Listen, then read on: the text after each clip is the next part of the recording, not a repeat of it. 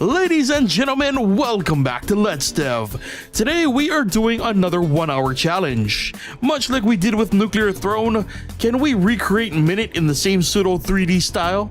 And even better, can it be done in an hour or less? Well, I've got speed on my mind, so we're gonna try. So today's plan is simple: recreate some of the basic mechanics from Minit in the pseudo 3D style. This, hopefully, includes basic movement, attacking, etc., except for the countdown mechanic. So if all goes well, we'll hopefully be able to get through recreating the very basics.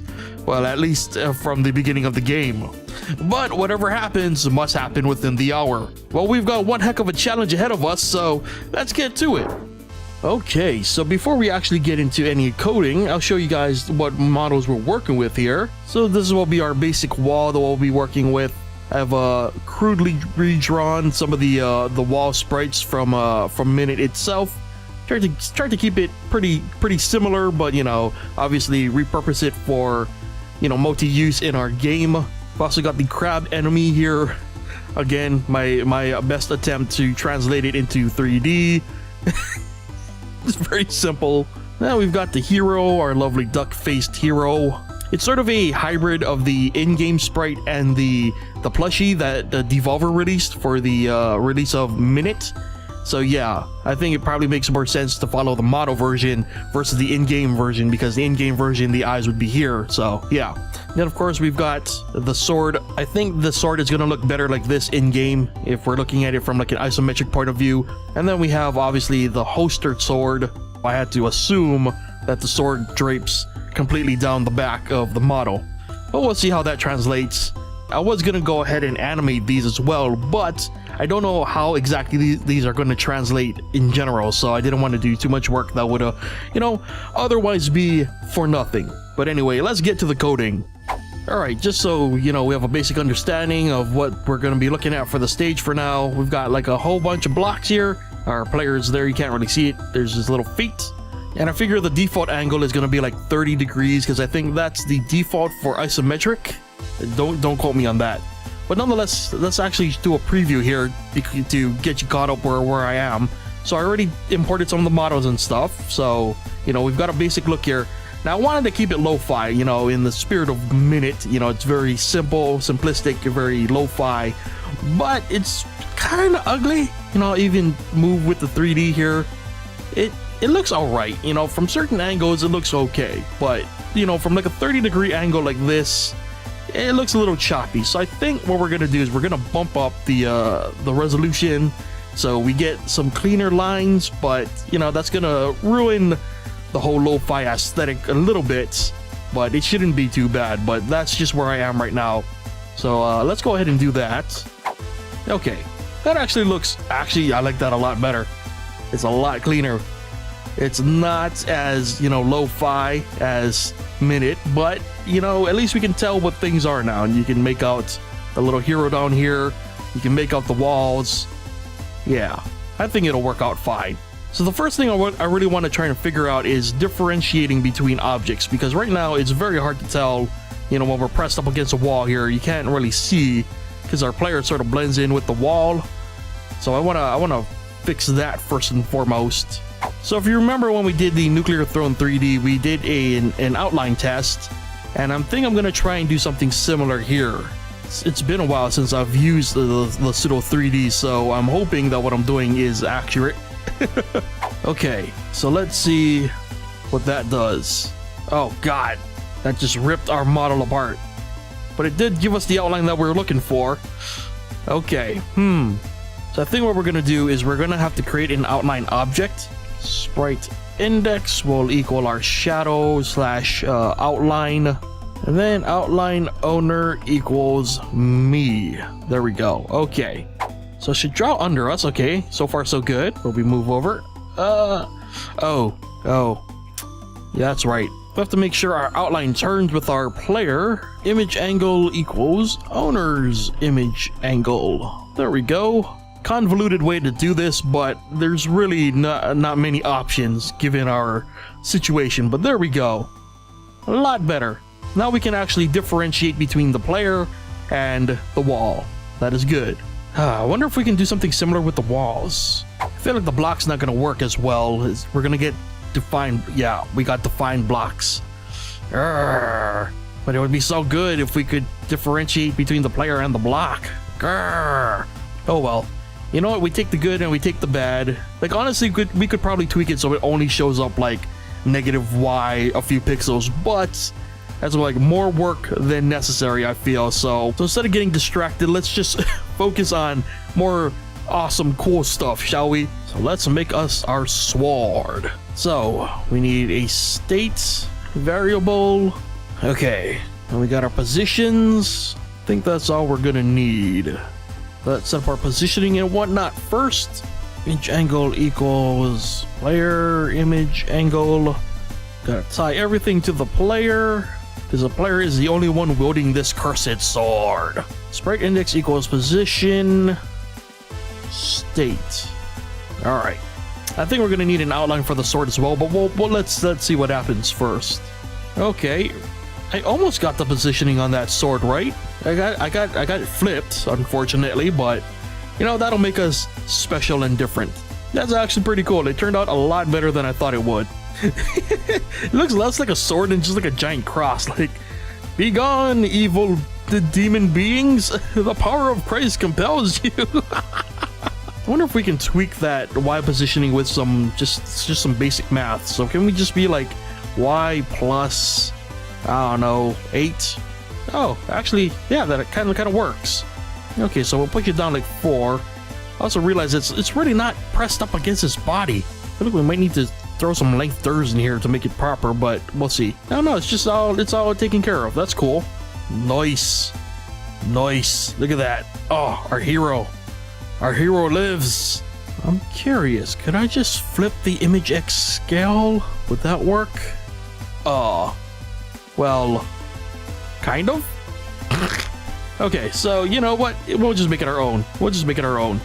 All right, let's see what it looks like with an outline. Does it cut into our player? No, kind of. Oh God, it does. Ah, man, that's unfortunate. Oh, I've got a sword in my face. Well, that kind of stinks, but it's okay. Again, I mean, the main thing really is that we can see our character, you know. That's the most important part. So if we are in hostered state, then state equals 1. That's also we need to make a cooldown. That's what we were missing. Cooldown. Okay. Cooldown equals how long is that sword strike? I don't know, what, 60? We'll go 30. So if we are in 0 state and our cooldown is at 0, then our state is 1 and our cooldown is 30. So let's see what that does. So at 15 frames after we attack, we should put the sword back. And then 15 frames later, we should be able to attack again. So whoosh. Hey! Not counting the cooldown though. It's not less than 0, it's greater than 0. God. Swish. Yeah. Boom. Yeah. Whack, whack, whack, whack, whack, whack, whack. It looks weird. I'm not gonna lie, it does look weird. So I think what we need to do is change the XYs depending on our state. So, all right, let's just do that. Let's just vanilla it up and then see where we go from there. Oh, you know, that's fine. Again, not as elegant when you bring it into 3D. Some of the stylistic decisions don't necessarily make sense, but it's okay. Alright, so we're just gonna make a very basic crab enemy. I don't think we're gonna get too fancy with it. And we'll just do very, very simple, basic, kind of dumb AI. And we'll check for the attention. Equals choose 0 or 1. O player X, O player Y. We're gonna walk towards the player if we have the attention, and we'll have it face the player at all times. Creepy stalkerish crabs. Let's just check that works. Oh. Okay, we're gonna have to slow down them crabs, man. Look at them. Those are some angry crabs. Pinch. It don't look too bad in the whole pseudo 3D. So let's give it a hurt state and a knockback. So let's see if we can, just maybe, cut a corner or two here. All right, just so we don't waste a lot of time, this should make a very basic hurt box. Yeah, we'll make it 32 by... No, you know what? That's too big. It's too big. 16 by 16. That should be way more than enough. Let's just make sure that spawns and works properly. Swish. Whoa, that's supposed to disappear. I forgot to make it disappear. Ha ha ha ha. I knew that. Swish, swish, swish, swish. Alright. So with collision with hurt box, we'll knock off a health point. If HP is less than or equal to, also knock equals angle difference. So if we are in knockback, then we do a thing, motion set. Let's just do that and hope we don't get stuck in a wall. Knock, and speed should be 1 or 5. We'll do 5. Okay. So for a knockback, we get knocked back. Else, we do the attention thing. Whack. Woo! Okay, whack. Whack. A little bit off. We can fix that. Okay, you know what? We won't use angle difference. We'll just do point direction. So we do that. Boom. Boom. Boom. Boom. Whoa. Whoa. Hello. Okay, let's do a bit more tweaking. Whoa. What is with your speed, man? That is weird. I don't know why that's happening. Okay, so that's not perfect, but I'm running out of time. It's gonna do one more thing. Debris and motion set. Random 360. 0.5. Y minus size. X plus size. Y plus size. No outline. So when we destroy the crab, we're just gonna have it puff out a whole bunch of pixels. Let's go ahead and bonk some crabs on the head with our lovely sword and have them explode into pixels. Whoosh. Whoosh. Wow. That's a lot more dramatic than I expected. Whack, whack, whack. Aha! Whack, whack. I don't know what's up with this, the whole whack. That is weird. Whack. Whack. Woohoo! Psh. Whack. Alright, well, I'd say this challenge was half a success and half a failure. I was able to at least make something functional, but I totally thought I'd get further with fewer issues along the way. Oh well. The good news is there are a couple of other things that Minit does that I'd love to try and recreate in my own, silly way.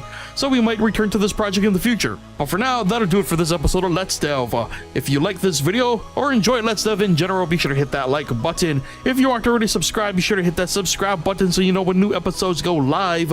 And as always, be sure to leave your thoughts on this challenge in the comment section below. Thank you so much for watching, and I'll see you guys next time.